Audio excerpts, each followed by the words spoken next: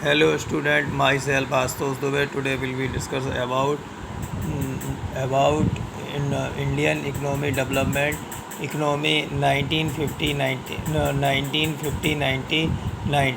The government adopted the technique of progressive economic planning. Government ने progressive हमारी जो 1950 से के टाइम में जो 1950 के टाइम में जो इकनॉमी थी वो हमारी रुकी हुई थी। उस टाइम उसकी कोई भी ग्रोथ नहीं थी। गवर्नमेंट ने adopted the technique of progressive economic planning उसने चालू की। Indian government with prime minister formed the planning commission on March 1950 and adopted 5-year plan। India की गवर्नमेंट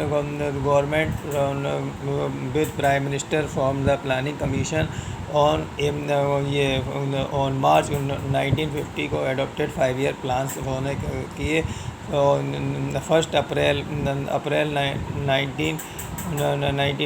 1951 से ये हमारी इकनॉमी स्टार्ट हुई और ये 1956 मार्च तक ये 5 years प्लान इन्होंने डिसाइडेड।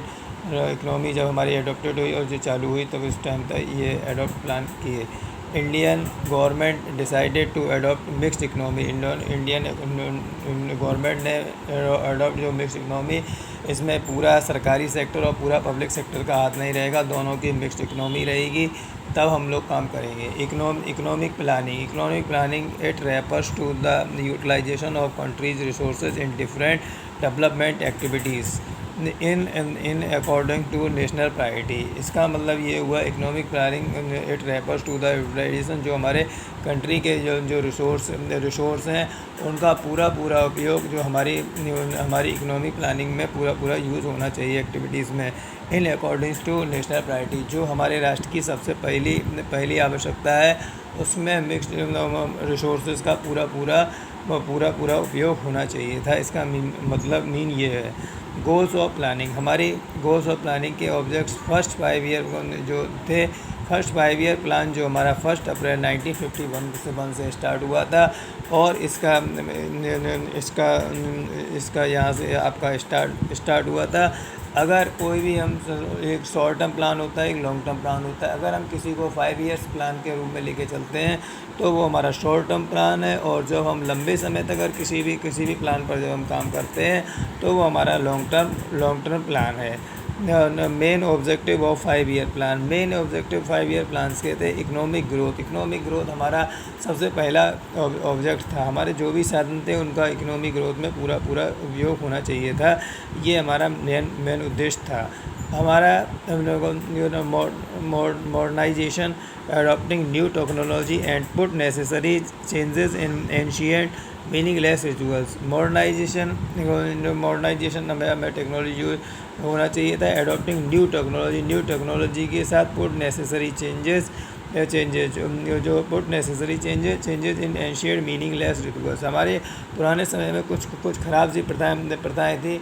पहले तो गर्ल चाइल्ड हो तो फिर उसको पढ़ाओ मत, तो पढ़ाओ तो पढ़ाने का भी नहीं था, और वो जैसे ही पैदा हो तो उसकी तुरंत मतलब मैरिज कर दो। ये हमारे यहाँ गलत प्रथाएँ मौजूद थी, जिसके कारण हम लोग इकोनॉमिक ग्रोथ नहीं कर पा रहे थे। इकोनॉमिक ग्रोथ का मीन जो है, जो भी हमारे संसाधन हैं उनका पूर्णतः उपयोग होने को हम इकोनॉमिक ग्रोथ कहते हैं।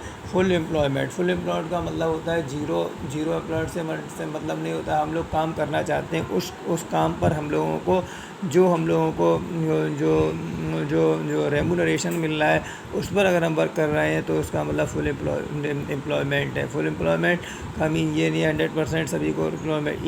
इक्विटी का मतलब जो भी हमारी इनकम का डिस्ट्रीब्यूशन है वो समानता से हो। पहले 1950 में ये प्रथा थी, अगर इक्विटी का जो बड़ा आदमी और बड़ा हो जाएगा, छोटा आदमी और गरीब हो जाएगा, तो इक्विटी जो income of distribution equity equity level पर होना चाहिए था income of distribution. Self reliance हम लोग जो थे, मतलब जो गिनी चुनी इंडस्ट्रीज में हम लोग जाने जाते थे। ज़्यादा इंडस्ट्रीज हमारे पास थी नहीं जो सेल्फ रिलायंस के रूप में जो हमारी इंडस्ट्रीज़ थी, तो फिर हम लोग उसी में जाने जाते थे। हम लोग डोमेस्टिक रूप में हम लोगों को डेवलप होना था, तो हम लोगों ने छोटी छोटी डोमेस्टिक इंडस्ट्रीज़ के रूप में हम लोगों ने उसको काम करना चालू किया, फिर हम उस पर डेवलप हुए।